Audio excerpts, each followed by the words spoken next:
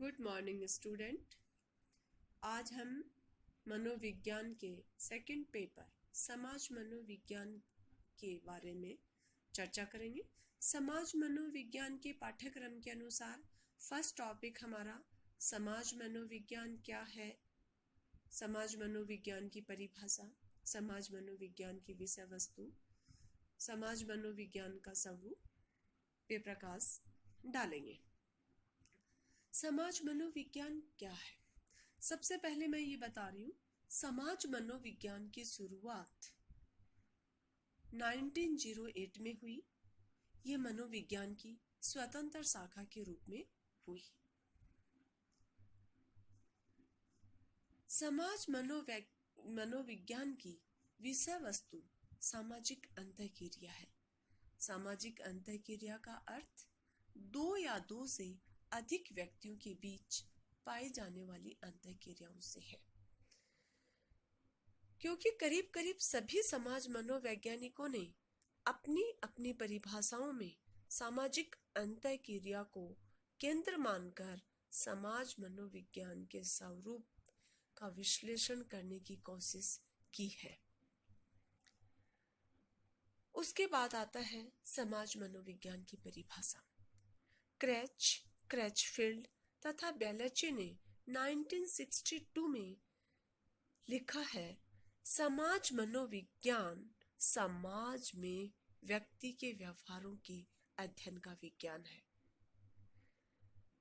ये एक ऐसा विज्ञान है जिसमें किस तरह से किसी व्यक्ति के चिंतन, भावनाएं एवं क्रियाएं दूसरों द्वारा प्रभावित होती है, इसका अध्ययन किया जाता है। व्यक्ति दूसरों के बारे में किस तरह सोचता है, दूसरों को कैसे प्रभावित करता है, इन सभी का वैज्ञानिक अध्ययन ही समाज मनोविज्ञान है। समाज मनोविज्ञान के विषय वस्तु के रूप में व्यक्ति द्वारा सामाजिक परिस्थितियों में किए गए व्यवहार को स्वीकार किया है। जब मनोविज्ञान की इस परिभाषा के सार को देखें तो प्रमुख रूप से कुछ कारक प्राप्त होते हैं, जिनमें प्रमुख है समाज मनोविज्ञान एक विज्ञान है तथा मनोविज्ञान की शाखा भी है। दूसरा पॉइंट है, समाज मनोविज्ञान में व्यक्ति के व्यवहारों एवं उनकी फीलिंग्स का अध्ययन किया जाता है। तीसरा पॉइंट आता है, समाज मनोविज्ञान इन व्यवहारों एवं अनुभूतियों का अध्ययन सामाजिक परिस्थिति में करता है। उसके बाद हम चर्चा करते हैं समाज मनोविज्ञान का स्वरूप। समाज मनोवैज्ञानिक सामाजिक व्यवहारों का विश्लेषण कई स्तरों पर करते हैं। वे इस तरह से हैं। फर्स्ट है इंडिविजुअल लेवल। सामाजिक व्यवहार का इंडिविजुअल लेवल पर विश्लेषण करने में कुछ विशेष चर जैसे व्यक्तित्वशील गुण, अभिप्रेरण, मनोवृत्तियों पर अधिक ध्यान दिया गया है। इन वेरिएबल्स पर व्यक्तियों का एक दूसरे के साथ तुलना भी करके व्यक्तियों द्वारा किए जा रहे व्यवहार को समझा जाता है। दूसरा आता है इंटरपर्सनल लेवल, अंत व्यक्तिक स्तर। सामाजिक व्यवहार के इस स्तर पर विश्लेषण का संबंध दो व्यक्तियों के बीच किए गए इंटरेक्शन से होता है। इसमें संचार, सामाजिक प्रभाव का विश्लेषण करके सामाजिक व्यवहार को समझने की कोशिश की जाती है। तीसरा लेवल आता है समूह स्तर। इस स्तर पर मनोवैज्ञानिक समूह के कुछ वैसे गुणों का अध्ययन करते हैं जिसका प्रभाव व्यक्ति के व्यवहार पर प्रत्यक्ष रूप से पड़ता है, जैसे समूह वातावरण, समूह मानक तथा कम्युनिकेशन नेटवर्क। ये ऐसे गुणों पर ध्यान देकर उनका विश्लेषण किया जाता है जिससे व्यक्ति का व्यवहार डायरेक्ट रूप से प्रभावित होता है। तीसरा आता है इंटर ग्रुप लेवल। इस लेवल पर समाज मनोवैज्ञानिक एक समूह का दूसरे समूह के साथ होने वाली अंतः क्रियाओं की व्याख्या करते हैं। इसमें पूर्वाग्रह, विभेदन, इंटर ग्रुप व्यवहार, ग्रुप प्रभाव का अध्ययन इस लेवल पर करके समाज मनोवैज्ञानिक किसी निष्कर्ष पर पहुंचने की पूरी कोशिश करते हैं। नेक्स्ट पॉइंट आता है संगठनात्मक स्तर, ऑर्गेनाइजेशनल लेवल। इस लेवल पर समाज मनोवैज्ञानिक एक संगठन का दूसरे संगठन के साथ होने वाली अंतः क्रियाओं का विश्लेषण करके उस संगठन और उसके भीतर के समूह के बारे में किसी निष्कर्ष पर पहुंचते हैं। समाज मनोवैज्ञानिक संरचित संगठन जैसे स्कूल, कॉलेज और असंरचित संगठन जैसे सामाजिक आंदोलन संगठन का ही अध्ययन करते हैं। नेक्स्ट पॉइंट है समुदाय स्तर। इस लेवल पर समाज मनोवैज्ञानिक अलग अलग भौगोलिक क्षेत्रों में फैले हुए सांस्कृतिक समुदायों का एक सामाजिक या एक सोशल सिस्टम के रूप में अध्ययन करते हैं। ऐसा करने में समाज मनोवैज्ञानिक लेविनियन विधि को काम में लेते हैं या उसका अनुसरण करते हैं ताकि अलग समुदायों के भीतर के बलों और डायनेमिक का अध्ययन करते हुए उनकी तुलना दूसरे समूह के से करके किसी ठोस निष्कर्ष पर पहुंचा जा सके। उसके बाद आता है समाज मनोविज्ञान का कार्य क्षेत्र। समाज मनोविज्ञान का कार्य क्षेत्र सामाजिक परिस्थितियों में किए जाने वाले व्यवहार को सामाजिक व्यवहार कहा जाता है। समाज मनोविज्ञान में सामाजिक व्यवहार के बहुत से पहलुओं का अध्ययन किया जाता है। सामाजिक व्यवहार के अलग अलग पहलू आपस में मिलकर समाज मनोविज्ञान के कार्य क्षेत्र का निर्माण करते हैं। आधुनिक समाज मनोविज्ञान में कुछ ऐसे प्रमुख पहलू हैं जो मुख्य कार्य क्षेत्र हैं, वो इस तरह से है।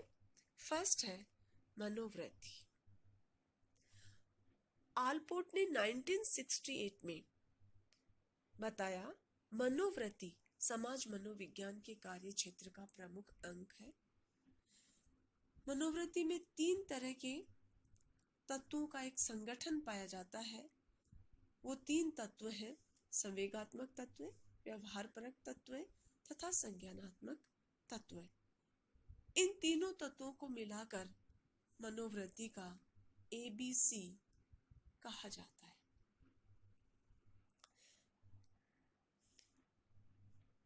उसके बाद आता है पूर्वाग्रह तथा विभेदन। आधुनिक समाज मनोवैज्ञानिकों ने इस कार्य क्षेत्र को भी महत्वपूर्ण माना है। पूर्वाग्रह एक ऐसी मनोवृत्ति है जो किसी वस्तु या व्यक्ति के प्रति प्रतिकूल या अनुकूल विचारों पर आधारित होती है, लेकिन पूर्वाग्रह से मतलब प्रतिकूल विचारों पर आधारित मनोवृत्तियों को लोग ज्यादा लेते हैं। लेकिन समाज मनोविज्ञान में इसका अर्थ इन दोनों तरह की मनोवृत्तियों से होता है। विभेद में व्यक्ति दूसरे व्यक्ति या वस्तु के प्रति वैरपूर्ण ढंग से व्यवहार करता है। इस तरह से विभेद एक प्रकार का ऋणात्मक व्यवहार है। समाज मनोवैज्ञानिकों का ध्यान उन कारकों पर अधिक गया है जिनसे पूर्वाग्रह तथा विभेद प्रभावित होते हैं। उनमें 3 तरह के कारक को अधिक महत्वपूर्ण माना गया है, जिनमें सांस्कृतिक कारक, सामाजिक कारक तथा व्यक्तित्व से संबंधित कारक लिए गए हैं। इसी तरह से पूर्वाग्रह को मापने के लिए भी कुछ मापनियों का समाज मनोवैज्ञानिकों ने निर्माण किया है। इसके लिए अशाब्दिक विधियों पर अधिक बल डाला गया है। नेक्स्ट पॉइंट आता है अंतर्वैयक्तिक आकर्षण। अंतर्वैयक्तिक आकर्षण भी आधुनिक समाज मनोविज्ञान का एक महत्वपूर्ण कार्य क्षेत्र है। इसका अर्थ है किसी दूसरे व्यक्ति को धनात्मक या ऋणात्मक तरीके से मूल्यांकन करने से है। हम किसी व्यक्ति को पसंद करते हैं तो किसी से नफरत करते हैं, और ये दोनों तरह की मनोवृत्तियों को अंतर्वैयक्तिक आकर्षण माना गया है। उसके बाद नेक्स्ट पॉइंट आता है सामाजिक प्रत्यक्षण, सोशल परसेप्शन। सोशल परसेप्शन को आधुनिक समाज मनोविज्ञानिकों ने कार्यक्षेत्र का प्रमुख पहलू माना है। दूसरे व्यक्तियों की प्रेरणा, इच्छाओं, मनोवृत्तियों से परिचित होकर उससे संबंधित ज्ञान प्राप्त करने की क्षमता को ही सोशल परसेप्शन कहा जाता है या सोशल परसेप्शन की संज्ञा दी गई है। इस कार्य क्षेत्र में सभी मनोवैज्ञानिकों का ध्यान 3 पहलुओं पर गया है: पर्सनल परसेप्शन, गुणारोपण तथा अशाब्दिक संचार। व्यक्ति प्रत्यक्षीकरण एक ऐसी प्रक्रिया है जिसमें व्यक्ति दूसरे व्यक्ति से प्राप्त सूचनाओं के आधार पर उसी के बारे में एक समग्र विचार विकसित करता है। गुणारोपण एक ऐसी प्रक्रिया है जिसमें व्यक्ति द्वारा किए गए किसी खास व्यवहार के पीछे छिपे कारणों का पता लगाया जाता है।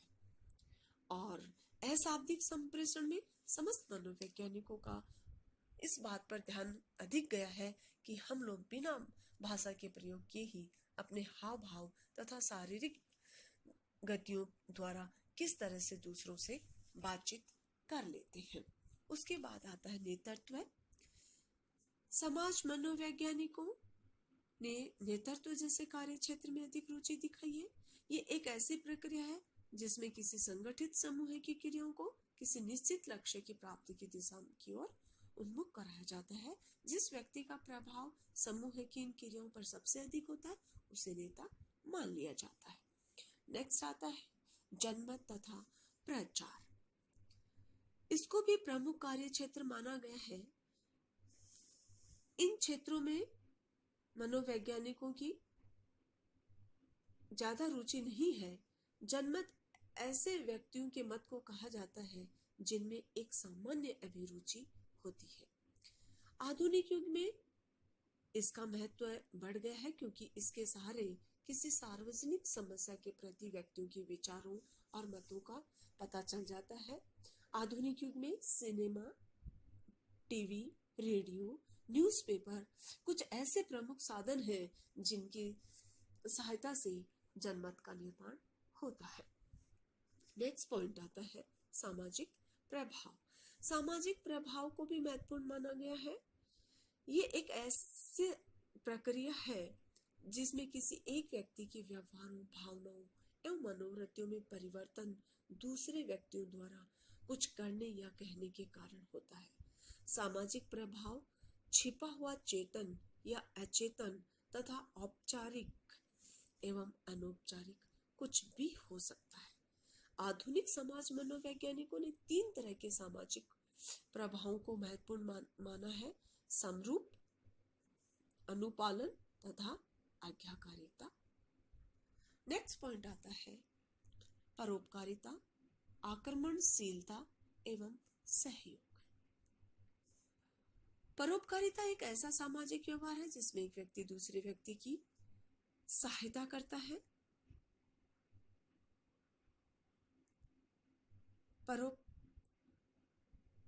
परोपकारिता का गुण वैसे व्यक्तियों में अधिक पाया जाता है जिन्हें बचपन से ही इस तरह से व्यवहार करने के लिए प्रेरित किया जाता है।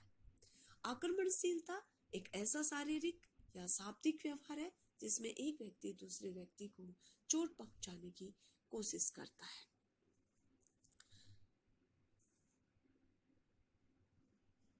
सहयोग एक ऐसा सामाजिक व्यवहार है जिसमें 2 या 2 से अधिक व्यक्ति एक साथ मिलकर कार्य करते हैं। यहाँ जो कार्य का प्रतिफल होता है उसका श्रेय सभी व्यक्तियों को समान रूप से प्राप्त होता है। नेक्स्ट पॉइंट आता है अफवाह। अफवाह किसी घटना या व्यक्ति के बारे में एक अनवेरिफाइड कहानी है। ये एक ऐसा कार्य क्षेत्र है जिसमें आधुनिक समाज मनोवैज्ञानिकों की रुचि प्रारंभिक समाज मनोवैज्ञानिकों की रुचि की अपेक्षा थोड़ी कम है। अफवाह के स्वरूप की व्याख्या करते हुए आलपोर्ट ने कहा कि अफवाह का होना दो बातों पर निर्भर करता है, परिस्थिति में अस्पष्टता और दूसरा है परिस्थिति की महत्ता या परिस्थिति की उपयोगिता। यदि कोई परिस्थिति ऐसी है जो बहुत व्यक्तियों के लिए उपयोगी है तथा वह अस्पष्ट भी है, यानी अलग अलग लोग उसे अलग अलग तरीके से व्याख्या करते हैं, तो ऐसी परिस्थिति से अफवाह का निर्माण तथा फैलाव दोनों ही तीव्र गति से होता है और यही कारण है कि युद्ध के समय अफवाह तेजी से फैलता है। लास्ट पॉइंट है समूह प्रभाव। आधुनिक समाज मनोवैज्ञानिक समूह प्रभाव के क्षेत्र में काफी सक्रिय है। इसका अर्थ है अलग अलग प्रकार के समूह द्वारा व्यक्तियों पर पड़ने वाले प्रभाव से। इस तरह से हम देखते हैं कि आजकल समाज मनोवैज्ञानिकों का कार्य क्षेत्र काफी बढ़ गया है। प्रत्येक क्षेत्र में उनके द्वारा जो अनुसंधान एवं प्रयोग किए जा रहे हैं उनसे वे लोग संबंधित क्षेत्रों की समस्याओं को अधिक से अधिक समाधान करने में समर्थ हो पाए हैं।